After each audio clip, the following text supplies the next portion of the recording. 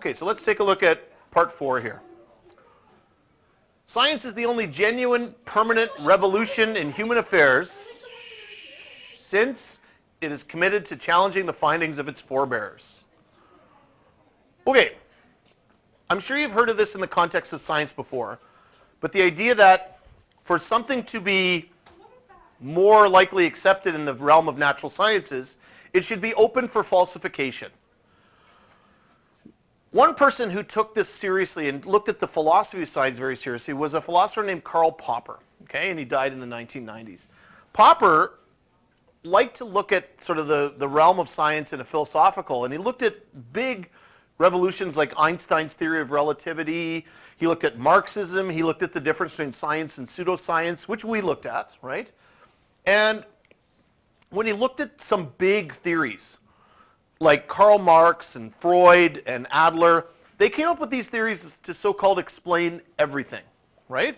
So for example, Freud or Marx would come up with big theories that they said they would explain all of human behaviors through their theories, right?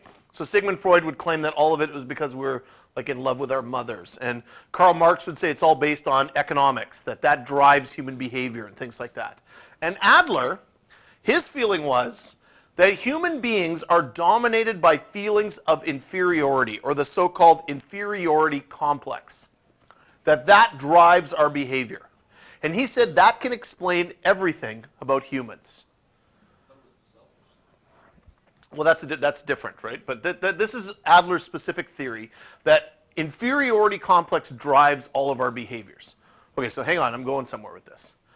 So he would say that this explained everything, and Popper disagreed with him. He said, you know what? These theories that you're coming up with that try to explain everything actually shows your theory to be a weakness. That if you expand the scope of what you think your theory explains, it starts breaking down more and more. Okay? He would criticize Adler by saying, okay, imagine a boy fell into a river and a man jumped in to save him. Okay? Adler would say that the theory is that the man jumped in to save the boy to overcome his feelings of inferiority by demonstrating his bravery, that would overcome it. And if the man doesn't jump in the river, then Adler would say, well, the reason his behavior was like that is because he felt inferior and could not save the boy, and that's why he didn't jump in. So Adler would be trying to explain this behavior using his inferiority complex theory to try and explain it. But Popper would criticize that. He would say, just a minute, if you have a theory that tries to explain everything, I feel it explains nothing, okay? He said that in order for a theory to really be truly sort of scientific, it should put itself at risk. It should be allowed to be criticized and tried to be falsified by other people. So for example, Einstein's theory of relativity led to predictions, and people would test those predictions to try to disprove his theory, but it kept getting proven true. And other scientists would try to disprove it, and it would keep getting proven true. What Popper would say is a theory that does that shows its strength. By being allowed to be criticized and still holding up under criticism, the theory would have strength. Okay? Yeah? About that, I'm 100% sure since day one of all the theories they always make assumptions that aren't true. You're already reading my mind. I'm going to go there. Okay. A new scientific truth does not triumph by convincing its opponents and making them see the light, but rather, because its opponents eventually die out, and a new generation grows up with that it is familiar with. Okay. So, Popper basically says that for the scientific method to work, it also has to have conjecture and refutation within it. So conjecture is basically this hypothesis that people come up with, right? That they make a conjecture, they make a hypothesis. Popper said, well, there is no way that people come up with hypotheses, that it's kind of an imagination thing. They have an observation, like, oh, looks like when the apple falls, it falls to the ground. And then from that, their hypothesis is kind of creative. What he would say then is, frequently to do this, we need a leap of imagination. That imagination should be built into science to help you to take that thing that you're observing and imagine what could be going on, like you guys did with the thermometer activity. You imagined what was moving the liquid, right? Or at least that was written on the paper. This is essentially what Copernicus did, right? When he first put the idea forward that the Earth goes around the sun, which was not the idea at the time, he had to kind of come up with a new way of looking at it to come up with that hypothesis. But that's the start of the scientific method, right? The observation hypothesis. Some would say that this is a flash of intuition, which we studied last year, and whether intuition is a emotional-based response or if it's something from creativity, but that the whole famous story of Newton getting hit on the head with an apple and coming up with his sort of theory of gravity, has it played as if it was this sort of creative moment that occurred there, okay? But, and this is where you said, a lot of intuition is based on background knowledge or background assumptions, right? If you've already been studying physics and then you get hit in the head with an apple, chances are your so-called intuition might be influenced by the physics that you've been studying.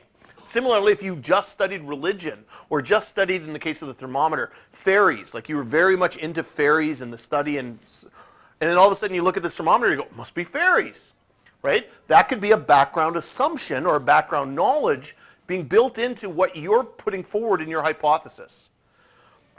So, as well, Popper said that once we get past that hypothesis stage and we start testing our hypothesis, a good theory or a good hypothesis will stand up to falsification. So people will try to disprove you. And if it doesn't keep getting disproven, that helps strengthen it, okay? So he saw an asymmetry there between confirmation and falsification. So we go back to the metal example. All metals expand when heated, okay? We don't know if it's possible that we just have not yet discovered a metal that violates that sort of so-called general inductive reasoning, okay? So what he would say is that in science, we don't hold things to be absolutely true. We hold tentative truths. We hold conditional truths. We kind of say, you know what, it's true right now, but there's a lot of assumption being put into play there. Very much like your activity with the categories. You knew that that thing was going to be in one category, but you kind of assumed that it was going to, you know, yeah, I know it could fit in the other category, but we're under the assumption that we're classifying it as food right now, okay? So he said, scientists shouldn't waste their time trying to prove hypotheses, okay? Because of the problem of induction, you'll never actually be able to prove it. He actually said proofs are not something we should have in science. Proofs are something that should be in mathematics. Mathematics, maybe you can do proofs, but in sciences, not so much, okay? Rather, he said, you should spend your time trying to falsify hypotheses, okay? And that people should always be criticizing and analyzing and trying to take apart certain hypotheses. So that's Popper's position, okay? Now, we're going to sort of decompose and criticize Popper now. Let's criticize what he said. So Popper, with this position, so here's the first critique, that falsification is conclusive, and theory, but not in practice. So Popper had this belief that, you know what, you have this theory of gravity, and it seems like every time I drop an object, it falls. So a lot of these tests go. But the second I drop an object and it doesn't fall, boom, now your theory's been falsified. Throw out your theory. The whole gravity thing is no good anymore. But wait a minute. Would you do that? Would you throw out the theory of gravity if when you dropped, say, a balloon, it didn't fall to the ground? No. One falsification doesn't necessarily disprove your theory. As well, those outliers in your experiment might themselves be a problem, just like your experiment might have been a problem. So falsification is just as open to critique as the tests that actually prove your theory come into play, okay? You may have, a lot of people have thought they've disproved Einstein, right? But it's more likely that you didn't disprove Einstein, but that you made a mistake in your experiment. Now, it's not impossible, but it's more likely that that's the case. Okay. Second, an auxiliary hypothesis can actually save a falsified theory. A good example of this is the planet Uranus. it doesn't seem to follow the same sort of laws of Newtonian laws of orbiting objects that the other planets do. So when they came up with Newton's laws of planetary motion, they're like, oh, look, they all fall into this set of laws. Looks great. Oh, wait a minute. Uranus doesn't fit the laws. Its orbit is different. So does that mean we throw out Newton's laws? No.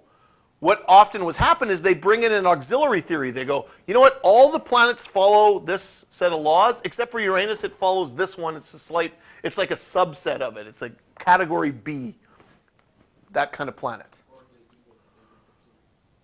The Plutonian, or the not call it a planet like they did with Pluto, right?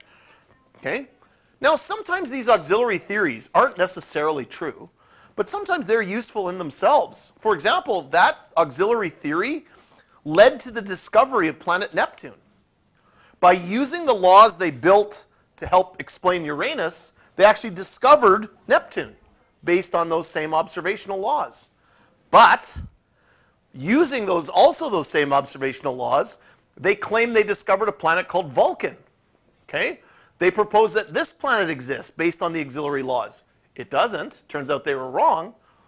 But again, it's this whole idea that the laws can then be replaced with other laws. Sometimes has benefit and sometimes has a negative to it. And then the third thing is the rationalist strand. Okay? So here's the scenario. You create a hypothesis, the so-called gravity. You perform a test. Okay? Testing, it's all good. And then all of a sudden you get an outlier. You drop the balloon and it doesn't hit the ground.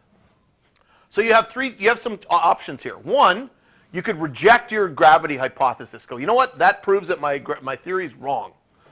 Two, you could reject the observation. You can go, this balloon thing, it was just an outlier. It was experimental error. Or three, you could accept both the hypothesis, go, yep, my hypothesis about gravity is still good, and accept the result and go, wow, this balloon doesn't work, and then create a secondary hypothesis to explain that balloon. Go, well, you know what? It's a whole air density thing that's going on here.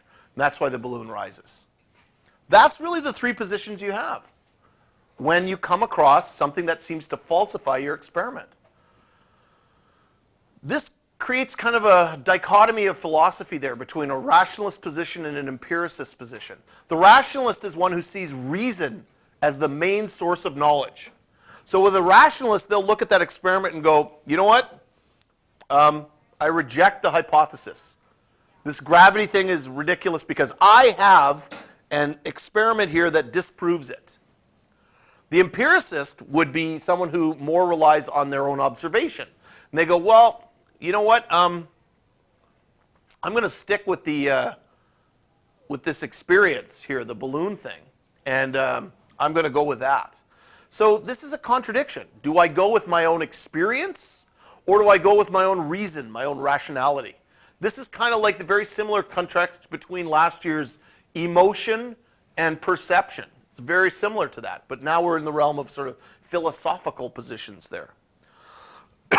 The rationalist would say science is the belief that order is out there and that there's stuff that goes beyond our experience. Things like antimatter, things like quantum physics, things that a rationalist can sort of reason themselves into thinking. Whereas an empiricist would say, you know what, we can't believe anything beyond that which we cannot experience or see or feel or experience within the realm of the universe. Okay? This is again where philosophy kind of starts to jump into the science classroom. Okay? Which position do you kind of undertake in your own view of science? Are you the one that relies on experience to really believe something? Or are you one that relies more on reason in order to believe something? Okay? Because when we think about the word proof, proof really isn't a word that fits into the science classroom, into the natural science classroom. Proof is something that's more relevant in a mathematical sense, in a logic reason sense. In science, we don't tend to get there. We don't tend to get to the level of absolute certainty that we would in, say, maybe an area like mathematics. Okay? And that's kind of what you guys got to today with that activity. You didn't quite get there. So I think you guys illustrated my point very well.